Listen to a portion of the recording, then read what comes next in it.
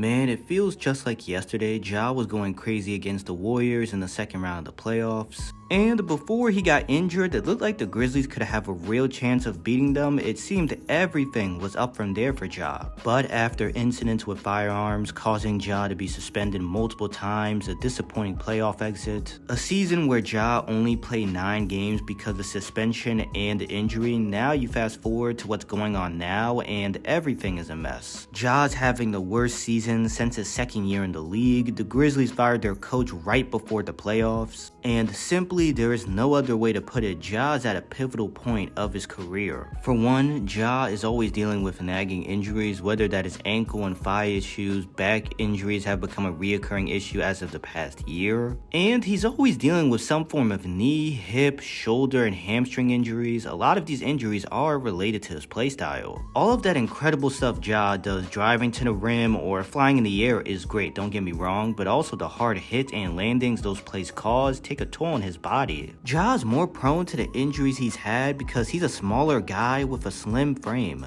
And since we're speaking about his playstyle, he's in year 6 and still doesn't have a reliable in-between game or reliable shot from deep. Because if he had that, it would give him the necessary counter to when defenders go under his screens or play off him, daring him to shoot. And since Ja doesn't have that counter, he sometimes has to barrel himself into defenders, leading to him throwing up a wild layup or floater attempt, and his lack of reliable in-between game or shot from deep is a problem come playoff time. That is a big reason why the Grizzlies' half-court offense struggles in the postseason, because Ja is at his best scoring in the paint, but nothing reliable scoring-wise outside of that. Jaren Jackson Jr. is at his best scoring in the paint and attacking mismatches in the post, but has shown constantly in the playoffs to be a streaky shooter. And Desmond Bane, while he can score from all areas of the floor, he's not that much of a shot creator and has to rely mainly on Ja, set plays, getting a screen, or a defender flying by on his pump fake to give him space off the dribble. That, in combination of not having role players who are consistent shooters from deep, you get the postseason half-court offense problems they've had. Now, before we get into the rest of the video, I would appreciate it if you could like the video, as it helps the video perform better in the YouTube algorithm, and subscribe to the channel. I would really appreciate it. And the Ja lacking a reliable in-between game and outside shot makes him less portable because he needs the ball all the time, which limits the kind of stars the Grizzlies can try to pair next to him. While Ja hasn't had a firearm incident like he did in the past, the gun antics are back, just in a different way.